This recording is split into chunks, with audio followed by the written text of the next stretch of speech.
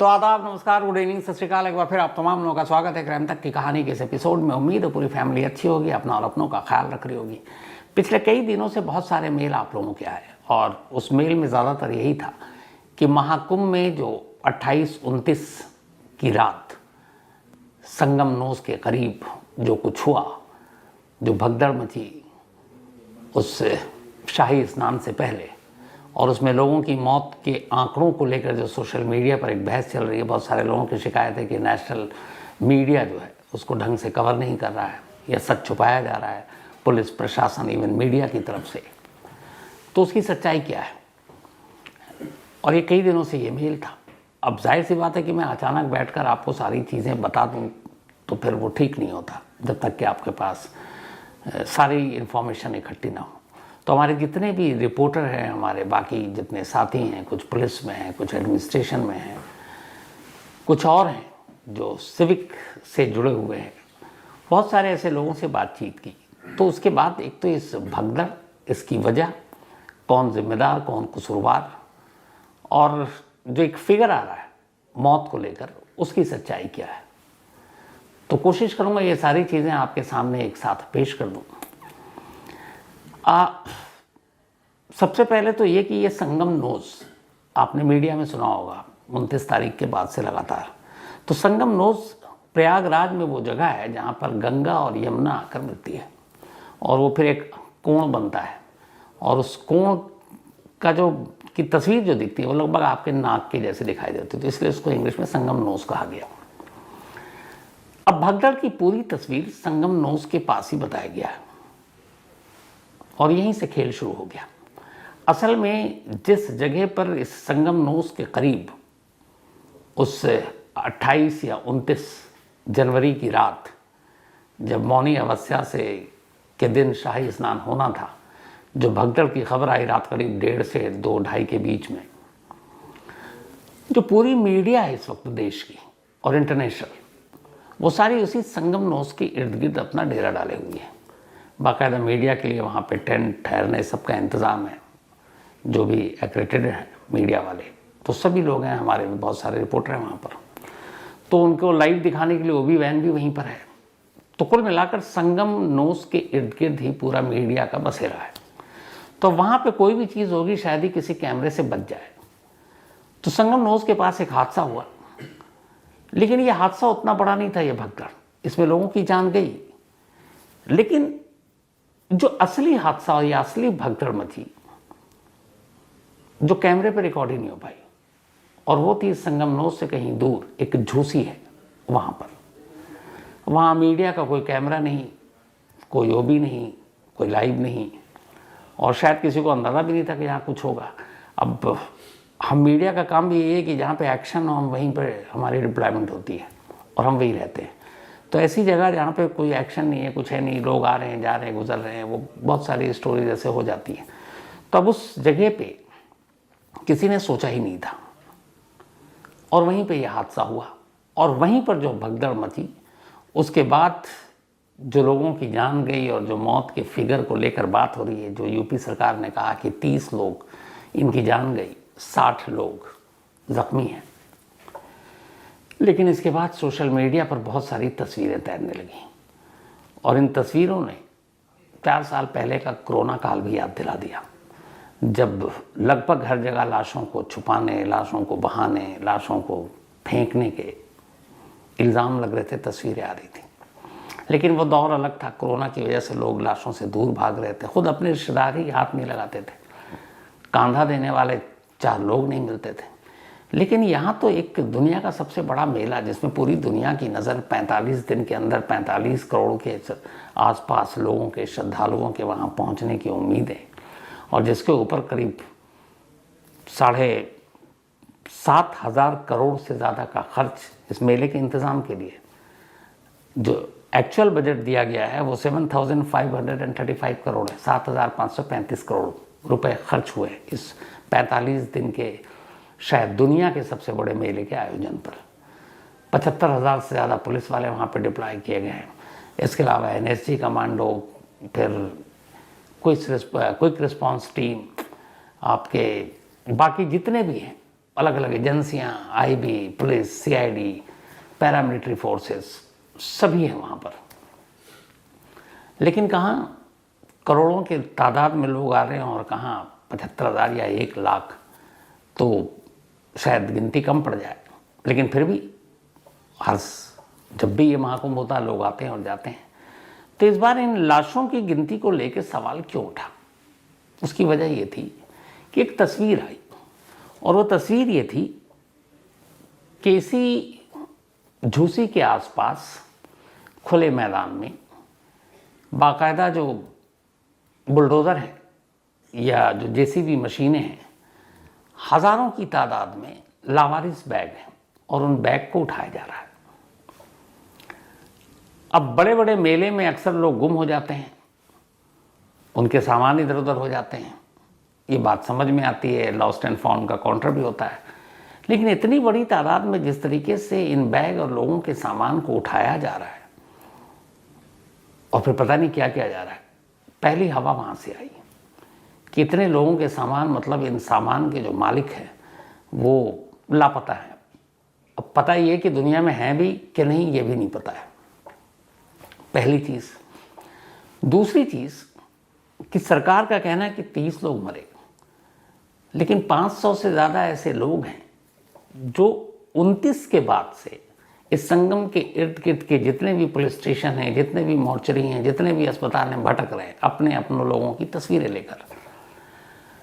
तो अब सवाल ये कि अगर 30 मरे और 60 घायल हैं, तो उन 60 लोगों के जो घायल हैं उनके तो उनको मिल गए। तो ये 500 से, मैं 500 की फिगर कम बता रहा हूँ, जो भटक रहे हैं अपनों की तलाश में, उनके अपने कहाँ गए? अब उनको डर ये है कि कई ऐसी डेड बॉडी की तस्वीरें आई जिसमें लाश मिली और सीधे उसको पहचान के लिए, जैसे एक होता है ना शिनाख्त हो गई तो चलो अलग, जिसकी शिनाख्त नहीं उसको लावारिस डेड बॉडी मानकर एक अलग तरह का कपड़ा पहना दिया जाता है ताकि ये पता हो जाए ऑफिशियल्स को, पुलिस को, अस्पताल को कि ये अनआइडेंटिफाइड बॉडी है, लावारिस है। तो ऐसे कई लोग आए जिन्होंने कहा कि उसके पास तो उसके सारे कागजात, डॉक्यूमेंट सब कुछ थे, लेकिन उसे लावारिस लाश वाले कपड़े पहना दिए गए। तो यहाँ से एक डाउट हुआ। दूसरा, कई ऐसे चश्मदीद आए जिन्होंने कहा कि उन्होंने अपनी आंखों से देखा है लाशों को यमुना और गंगा में फेंकते हुए, लाशों को दफनाते हुए, और ये सारी चीज़ें तब हुई जब मीडिया के कैमरे वहाँ थे ही नहीं। और जिस तरीके से लोग इस वक्त अपनों को ढूंढ रहे हैं, जिस बड़ी तादाद में गुमशुदगी को लेकर, फिर वो सवाल तो उसी के बाद ही आ रहा है कि वहाँ जो ऐसे ऐसे विटनेस हैं जिनका कहना, कुछ कहते हैं कि 400 से ज़्यादा लोगों की मौत हुई, कुछ कहते हैं 500, कुछ कहते हैं 800, कुछ 1000। हालांकि इस पर सबूत कुछ नहीं है, लेकिन सबूत ये है कि गुम लोगों के रिश्तेदारों की तादाद बहुत ज़्यादा है, जो लगातार 29 के बाद से आज 3 तारीख है, 3 फरवरी हो गया, और वो ढूंढे जा रहे हैं। एक पहलू ये भी है कि बहुत सारे ऐसे गुम हुए लेकिन वो मिल गए।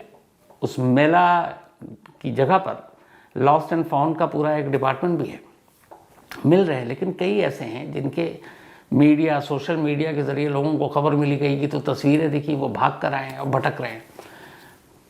बिहार हो, झारखंड हो, वो लोग आ रहे हैं, पुलिस से पूछ रहे हैं, अस्पताल जा रहे हैं, मुर्दों को देख रहे हैं, लेकिन उनके अपने नहीं मिल रहे, न जिंदों में न मुर्दों में। तो वो कहाँ अचानक गायब हो गए? और वो सब वो लोग हैं जिनके पास फ़ोन है। कई ऐसे हैं जो आकर वहाँ ठहरे, स्नान करने के लिए गए, सारा सामान, बैग, फ़ोन उनका है, और वो वैसे ही पड़ा हुआ, और 4 दिन गुजर गया स्नान को हुए हुए, वो अभी तक अपने उस जगह पे पहुँचे ही नहीं, न कोई भी कीमती सामान, यहाँ तक कि घड़ी उतार कर गए, पर्स वहीं छोड़ कर गए, क्योंकि जब आप डुबकी लगाने जाते हैं तो फिर आप ये सारी चीज़ें तो छोड़ कर जाते हैं, तो सामान का कोई नाम लेवा नहीं है। तो ये लोग पिछले 3-4 दिन से कहाँ हैं? मतलब कोई खबर नहीं है। तो इसीलिए ये बार बार ये सवाल उठ रहा है कि क्या वाकई इस महाकुंभ के भगदड़ में सिर्फ 30 लोग मरे, जहाँ पर करोड़ों की तादाद में लोगों की पहुँचने की बात हो, और ये ख़ास तौर पर जो 29 तारीख को होना था, मौनी अमावस्या पर जो शाही स्नान, इसमें बहुत सबसे ज़्यादा लोगों के आने की उम्मीद थी। तो अगर कई करोड़ लोग, मैं ज़्यादा नहीं 4-5 करोड़ लोग भी कह रहा हूँ पहुँचते हैं और ये भगदड़ मचती है, तो फिगर सिर्फ 30 का आ रहा है। और फिर तस्वीरें आ रही हैं आपको क्रेन से बैग उठाने की, लोगों की लाशें देखने की बेइंतहा। फिर वो लोग जो अपनों को ढूंढ रहे हैं उनकी तादाद ही सैकड़ों में है। तो फिर कहाँ गए वो लोग?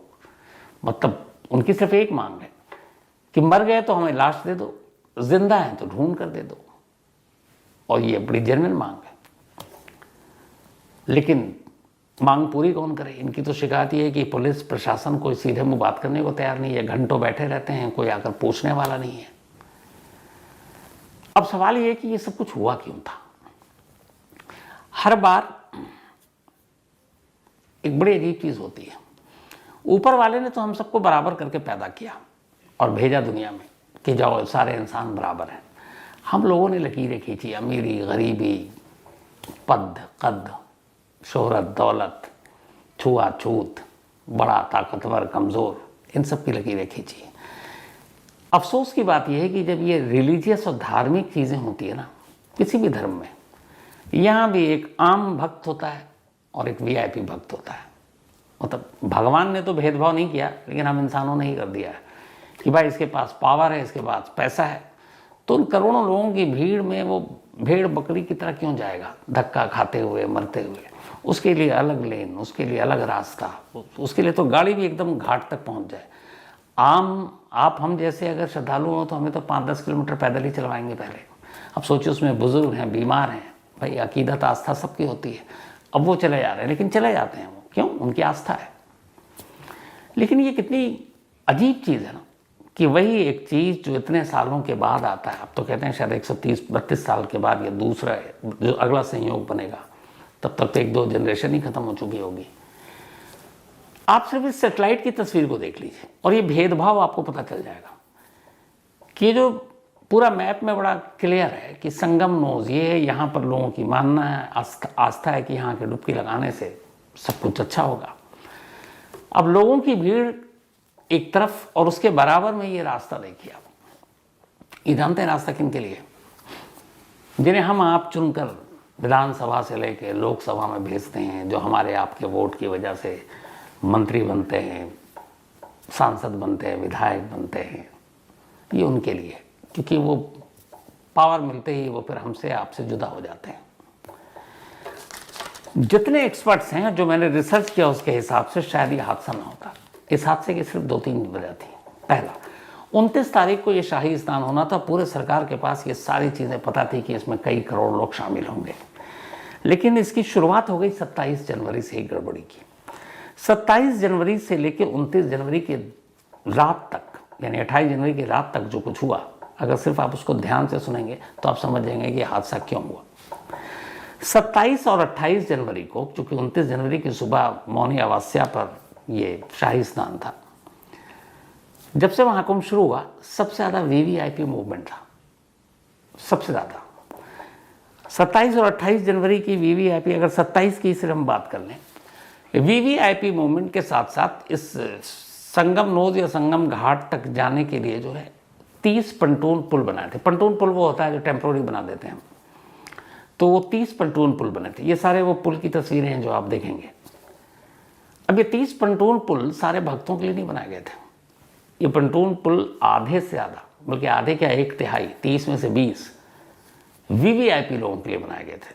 पूरे देश के मंत्री आएंगे, गवर्नर आएंगे, सीएम आएंगे, पता नहीं दिल्ली से जाएंगे, तो उन्हें कोई तकलीफ ना हो, उनकी गाड़ी बिल्कुल बस यहाँ तक पहुँचे और पंटून पुल में बिना धक्का मुक्की, उनकी खादी पे कोई दाग ना लगे, पसीना ना आए, और वो आराम से जाकर नहाएं और पुण्य लेके चले जाए। तो ये पुल उनके लिए था। तो हुआ ये कि अब 29 के लिए बहुत सारे श्रद्धालु पहले से पहुँचने शुरू हो गए। गड़बड़ी हो गई कि उसी 27 को 2 दिन पहले अपने देश के होम मिनिस्टर अमित शाह जी वहाँ पहुँचे। इसके अलावा जो मेरे पास नाम है, बाबा रामदेव जी पहुँचे, अरुणाचल प्रदेश के जो होम मिनिस्टर हैं मामा नातुंग पहुँचे, किरण रिजिजू पहुँचे, इसके अलावा मिलिंद सोमन अपने एक्टर, अरुण गोविल राम बने थे, अभी मेरठ से सांसद है, अमेरिकी रॉक बैंड कोल्ड प्ले के सिंगर क्रिस मार्टिन, जिनको लेके लोगों में बेइंतहा पागलपन, ये सारे लोग 27 और 28 को वहाँ पहुँच रहे हैं। अब दूसरी तरफ 29 के स्नान के लिए अर्ली मॉर्निंग में देश के कोने कोने से आम लोग भी आ रहे हैं। अब इनसे इन वीआईपी से आम लोगों का क्या लेना देना था। जो पंटून पुल 30 बनाए गए थे उन 30 में से अगर 25 भी इनाम लोगों के नाम कर दिए जाते और 5 कहा जाता चलो भाई वीवीआईपी के लिए है, तो 25 बोझ संभाल लेते, वो आराम से जाते, वापस लौट जाते। लेकिन आप जानकर हैरान रह जाएंगे कि 30 पंटून पुल जो बनाए गए, जिस दिन सबसे ज़्यादा भीड़ थी मौनी अमावस्या वाले दिन, 21 पंटून पुल सिर्फ और सिर्फ वीवीआईपी के लिए ब्लॉक करके रखा गया था। सिर्फ 9 पुल आम लोगों के लिए, आम भारतीयों के लिए खोला गया था। सोचे करोड़ों की तादाद में जो है उनके लिए 9, और जो 2-4-500 होंगे वीवीआईपी, उनके लिए 21। क्यों? वो अकेले तो आएंगे नहीं, परिवार होगा, दोस्त होंगे, वीवीआईपी रील बनाएंगे, शूट करेंगे। कई तस्वीरें आप देख रहे होंगे, आगे पीछे गार्ड होंगे, गार्ड भी इसी बहाने डुबकी लगा लेते हैं। ये सब किसके नाम पर? जो आम श्रद्धालु हैं, जो बेचारे आस्था में के मारे कहाँ कहाँ से चले आ रहे हैं, कैसे कैसे धक्के खा के आ रहे हैं। तो 30 में से 21 उस दिन बंद था, बंद वीवीआईपी मूवमेंट। अब लोगों को पुलिस इधर रोक रही है कि अभी सुबह स्नान करेंगे। उधर अखाड़ा के लोगों की जो परंपरा है, पहले वो स्नान करेंगे मौनी अमावस्या के दिन। तो पंटून पुल बंद, तो लोग क्या करें, तो वो कुछ जहाँ पे रुक गए कि पंटून पुल खुलेगा फिर जाएंगे। अब पंटून पुल के किनारे लोग खड़े हुए घंटों, 8-8 घंटे हो गए, पुलिस वाले रोके हुए हैं बैरिकेड लगाकर। अचानक वो देखते हैं कि एक एसडीएम की लाल बत्ती की गाड़ी जा रही है, कोई और वीवीआईपी है, उसके लिए पंटून पुल यूँ खुल रहा जा रहे हैं। तो उनके सब्र का बांध टूट गया। कह रहा हम इतने घंटों से खड़े हैं और ये कोई भी वीवीआईपी आता है और उसके लिए साहब लोग खोलते हैं, सलाम ठोकते हैं, और वो आराम से जा रहा है घाट किनारे एकदम। पहला गुस्सा वहाँ आया, उन्होंने भगदड़ मचाई, उन्होंने पुलिस के बैरिकेड तोड़े, बल्कि एसडीएम की गाड़ी को भी जला दिया, जो उन सबको रोक कर खुद जा रहा था। वो भी अपने या तो ड्यूटी पे होंगे या कुछ साहब के बेचारे ड्यूटी पे लगा दिए गए होंगे कि उनका ख्याल रखो। तो वहाँ हुआ, उस भगदड़ में जो कुछ हुआ, उस भगदड़ को तो मीडिया ने कवर किया, क्योंकि सारे मैंने शुरू में बताया, वो भी बैन से लेके सब कुछ था। लेकिन इधर ये हुआ कि जो भीड़ को रोक के रखा गया था उस संगम नोस से दूरी पर, जैसे उसमें से 2-3 जगह, जो खबर है वो ये है कि उस रात 4 जगह पे भगदड़ मची थी। संगम नोस पे, एक झूसी पे और एक और 2 जगह उसी के इर्द गिर्द। अब वहाँ पे लोगों का फ्लो बढ़ता जा रहा है, क्योंकि आगे उनको जाने नहीं दिया जा रहा है। इधर भगदड़ मची थी। अच्छा, लोग भी ये कि चलो अभी सुबह होगी, सुबह स्नान करेंगे, कुछ बेचारे थके हारे पैदल चल कर आ रहे हैं, सो जाते हैं। वो उधर सो गए, उधर सोए, इधर पता चला कि इधर तो रास्ता रोक लिया, वीवीआईपी जा रहे हैं, और भी बहुत सारी परेशानियां हैं। भीड़ में एक अफवाह चिंगारी की तरह काम करती है। किसी एक ने कुछ कहा, अरे भागो भगदड़ हो गई है, तो आदमी सोचता नहीं है, देखता नहीं है, वो बस उठता है और भागने की कोशिश करता है, क्योंकि भीड़ का कोई चेहरा तो होता नहीं है। और यही हुआ, बहुत सारे लोग सो रहे थे, थके हारे कि थोड़ा सा सुस्ता लेते हैं, फिर सुबह स्नान करके वापस घर जाएंगे। और अचानक कोई अफवाह फैली और भगदड़ मच गई, और उन सोते हुए लोगों पर चढ़ चढ़ कर लोग भागे और वो मारे गए। लेकिन वहां कोई कैमरा नहीं था। इन सब चीज़ों के बाद जब अपनों को ढूंढने के लिए अलग अलग राज्य से वहाँ लोग पहुँचने शुरू हुए, जब मीडिया पर उन्होंने भगदड़ की खबर देखी, खबर के बाद हर एक ने अपनों को कांटेक्ट किया। आजकल मोबाइल हर एक के हाथ में होता है, मोबाइल बंद, कोई सूचना नहीं, कोई पता नहीं, लोगों के दिलों में डर बैठा। वो भाग कर सब, वो भी परेशान होकर फिर संगम पहुँचे, वहाँ जाकर ढूंढ रहे हैं, हाथ में फ़ोटो लेकर ढूंढ रहे हैं, दीवारों पर अपनों की तस्वीरें लगा रहे हैं, गिड़गिड़ा रहे हैं लोगों से, पुलिस से, प्रशासन से, आप हमारी मदद कर दीजिए। तो जब उनकी तादाद बढ़ी तो फिर ये हुआ कि भाई मरने वाले तो 30 थे, फिर ढूंढने वाले इतने कहाँ से आ गए। फिर लगा कुछ गड़बड़ है। उसके बाद फिर कुछ ऐसे भाई मौके पर पहुंचे जहाँ पे पुलिस और प्रशासन का अलग रूप दिखा। वो बैग उठाते हुए जेपीसी मशीनों से, जेसीबी से, या फिर कुछ लोगों था कि गंगा और यमुना में लाशें बहा दी गई। इस पूरे मेले के दौरान बहुत सारी पार्किंग के इंतजाम किए गए हैं, क्योंकि वहाँ लोग ज़्यादातर सड़क मार्ग से ही आ रहे हैं, रेल से भी आ रहे हैं, लेकिन आपको पता है एक ट्रेन में कितने कोचेज होते हैं। तो लोग बस बुक करके आ रहे हैं, अपनी गाड़ियों से आ रहे हैं, सबसे ज़्यादा। इस हादसे के बाद से प्रयागराज में इस संगम के किनारे जितनी पार्किंग है, उनमें से कई पार्किंग में अभी भी बहुत सारी ऐसी गाड़ियां पार्क हैं जिनका कोई मालिक उन्हें लेने वापस नहीं आया। अब जो भी आता है स्नान करने के लिए वो आता है, या तो सेम डे लौट जाता है या नेक्स्ट डे लौट जाता है। वहाँ 2-4 दिन कोई नहीं रुकता है। कोई भी जो जाते हैं श्रद्धालु जाते हैं और अपना काम खत्म करके जो उनकी आस्था अकीदत है उसका निकल लेते हैं। लेकिन उन पार्किंग में ही इतनी गाड़ियाँ खड़ी हैं कि अब उस पार्किंग पे भी सवाल आ रहा है कि ये गाड़ियाँ किसकी है जिनका कोई नाम लेवा नहीं है, वो कहाँ गए, उनकी सच्चाई क्या है, किसी को पता नहीं। अब यूपी पुलिस की तरफ से आया कि हम इसमें साजिश के एंगल की जांच कर रहे हैं, उस रात कौन कौन से मोबाइल एक्टिव थे, क्या थे। अब क्यों कर रहे हैं भाई, जब आपने सब कुछ 3 मिनट की प्रेस कॉन्फ्रेंस की थी, जब ये उठा था मुद्दा कि भगदड़ मची, कितने लोग मरे, 3 मिनट, और सिर्फ ये बताया कि 30 मरे हैं, इनमें से 25 की पहचान हो गई है, बाकी बस इतना 60 घायल हैं। नो क्वेश्चन नो आंसर, उन्होंने का कोई सवाल जवाब नहीं, निकल गए। अभी भी वो जो भटक रहे हैं बेचारे, आप उनकी बातें सुनिए, मतलब आंसू निकल आए, जिनके अपने गुम हैं, गायब हैं, पर उनका कोई पूछने वाला नहीं है। और उनकी बड़ी छोटी सी मांग है, वो तो कह रहे हैं कि हमें ना मुआवजा चाहिए ना पैसा चाहिए। हमारे घर का कमाने वाला अगर हमारे यहाँ चला गया तो हमें इतना तो हक है ये पता करने का कि वो जिंदा भी है कि नहीं। अगर नहीं है तो उसकी लाश दे दो, हम घर चले जाएं, उसका अंतिम संस्कार करके घर वालों को तसल्ली दे दें, और अगर है तो ढूंढ के दो ना कहाँ है, क्योंकि आपके आंकड़े, आपके फिगर और लापता लोगों को जो ढूंढने वालों के फिगर है वो मैच ही नहीं कर रहा कहीं। वहाँ जो ज़मीन पर काम कर रहे हैं जितने जर्नलिस्ट, आप उनमें से किसी से पूछिए, वो कहानी कुछ और ही बताते हैं। क्यों? क्योंकि उन्होंने आंखों से देखा। वहाँ के डॉक्टरों को भी पता नहीं था कि बाद में उन्हें अपना बयान पलटना पड़ेगा। जो उनके शुरू के बयान थे वो कुछ और थे, बाद में बदल दिए गए। और हमारे यहाँ लाशें छुपाने या गिनती कम करने की जो परंपरा है ये कोई नई नहीं है, बहुत पुरानी है। जब भी कोई दंगा होता है या जब भी कोई स्टैम्पेज होता है, जब भी कोई इस तरह की चीज़ें होती है, हादसा, तो उसमें हमेशा, बल्कि ये तो एक है, मुझसे कई लोग सवाल पूछते हैं कि अगर कहीं ब्लास्ट हुआ या कुछ हुआ, नहीं, तुम लोग झूठ बोलते हो, मरने वाले की तादाद ज़्यादा होगी, तुम लोग कम करके बताते हो। ये आज से नहीं है, मैं बचपन से सुन रहा हूँ, जब मैं जर्नलिज्म में अभी आया भी नहीं था। तो पता नहीं क्यों एक ये रहता है, और वो इसी वजह से रहता है कि आंकड़े कुछ हैं, तस्वीरें कुछ आ रही हैं, दिखाया कुछ जा रहा है, बताया कुछ जा रहा है, और जो वहाँ पे लोग हैं उनकी अपनी कुछ और है।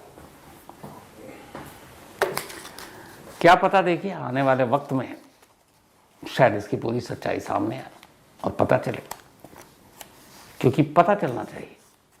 जिनके अपने खोए हुए हैं, आप उनसे पूछिए कि 29 के बाद से उनकी ज़िंदगी क्या है। उनके हलक से खाना नीचे नहीं उतर रहा है, रो रो कर बुरा हाल है। क्योंकि कम से कम एक पता चल जाता तो सुकून, तसल्ली मिलती है इंसान को दिल में ना, कि है भी कि नहीं है। नहीं है तो भी ये पता चल जाए, चलो उसका अंतिम संस्कार हो गया, वो वहाँ जाकर ही अपनी वो कर ले पूरी। और है तो वो कैसे रह सकता बिना ढूंढे हुए, कैसे लौट सकता है अपने घर। या अगर नहीं है तो भी बिना डेड बॉडी के क्या जाकर, अगर कोई बेटा ढूंढ रहा है अपने माँ बाप को, तो वो घर में जाके किसको क्या बताएगा। कोई बेटी ढूंढ रही है, वो अपनी माँ को जाकर क्या बताएगी कि खाली हाथ लौट आई। तो कहने को ये छोटी सी बात है, लेकिन आप देखिए उस परिवार की दुनिया ही पूरी तरह से उजड़ जाती है। और ये वाकई ये है कि इसमें इन लोगों की मदद होनी चाहिए। और मेरी दुआ है कि ऐसे लोग जो ढूंढ रहे हैं अपनों के, जो उनके मन में, दिल में खौफ है कि पता नहीं उनके साथ क्या हो गया हो, ऐसा कुछ ना हो, और सच में वो कहीं खो गए हों, जो बचपन में हम लोग सुनते थे, या फिल्मों का जो डायलॉग नहीं था, मेले में गुम हो गए, तो गुम हो गए हों तो फिर वापस मिल जाएंगे, बट ऐसे गुम ना हो कि वापस ना मिल पाए कभी। यही दुआ है। इसी दुआ के साथ कहानी में इतना ही। अब आपसे मुलाकात होगी कल रात 9 बजे किसी नई कहानी के साथ। तब तक अपना और अपनों का ख्याल रखेगा। Thank you very much.